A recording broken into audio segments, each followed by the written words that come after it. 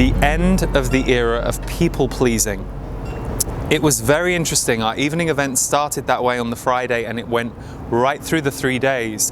And really this idea of those of you who might identify as being the light worker in your group, the agony aunt or uncle to your friends, the one who helps, nurtures, loves others, this sudden sharp shock that is happening for many of you, us at the moment, around where am I people pleasing in a way that's detrimental to me? So let's just break it down. When we people please, we are putting the comfort, the desire, or the mood of another person above our own desire or need. So if I were people pleasing to you, you were my friend, I come into your house, I'm really depressed, I'm really down, I haven't got much energy. You say to me, I really want to go on a roller coaster, I want to go to the amusement park, I want to go to really busy places. I don't feel like I've got that in me, but because I'm a people pleaser and because you look distressed the minute I say I'm not sure I can go, I change my mind and I go along with what you need. That's people pleasing in a simple form, but it happens in very subtle ways. And those of you who are empathic, who feel and sense the reactions of others, or who live to please others, or who want to make the world a brighter, better place, can very easily and quickly get into this habit of people pleasing. And you lose your own sense of self, you lose your own will, and what often happens is you burn out. So you're giving your energy to all of the people around you and all of their triggers and all of their desires, but you're having to leave yourself, your own desires at the door every time you do it, which means burnout happens, fatigue happens. There is a huge theme this year of, are you looking after yourself in the way that you need to? We all know to eat and drink on a daily basis. What else do you need in your life to help you feel connected, lit up, and creating for yourself what you need? This is very important. The most generous among us, the most giving among us, can give the most when we are filling up our own cup. And people pleasing is the fastest way to have other people deplete your cup without your permission. People pleasing is a pattern that takes away your own will around what you want to do. So there is a very slow death occurring around this for many on the planet right now, and it can be very uncomfortable. What if I offend them? What if I upset them? She's always really angry if I say no, and I don't know if I can face that. You might have to.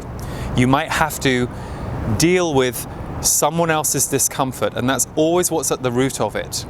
You want to take away someone else's discomfort. You want to make someone else happy. This is why healers, spiritual people, people who want to make the world a better place, often fall into this people-pleasing trap. So some of you might go, no, I've pretty much got the people-pleasing thing down.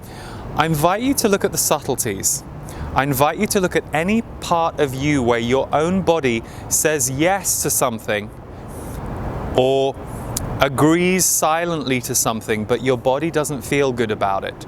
There is a residue left in your body. You either feel a little anxious by what you've just agreed to or participated in, or you feel a little upset or triggered about it.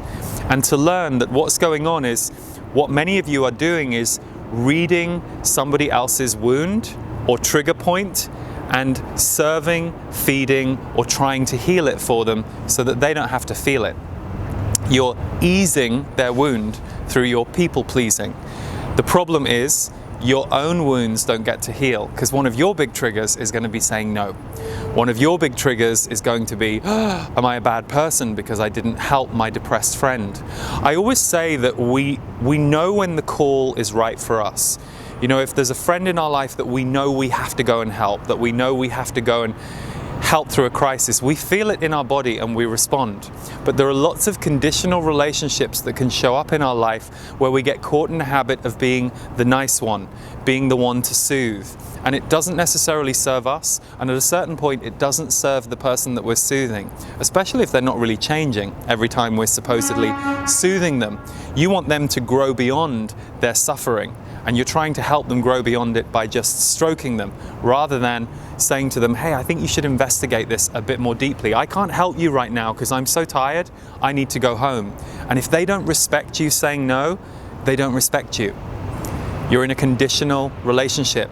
They're not seeing your well-being as important as they are your service to theirs. And that's really important to see. And you don't have to get into blaming that person. You don't have to get mad at them. You don't have to freak out at how awful a person they are. Any relationship dynamic that we're in, really the best thing we can ever do is take care of ourselves in that dynamic and not spend time judging the other person or assuming who they are with everybody else just because of how they're showing up with us. So that's a really important thing to pay attention to, and that's going to be coming up in a big way for many of you at the moment.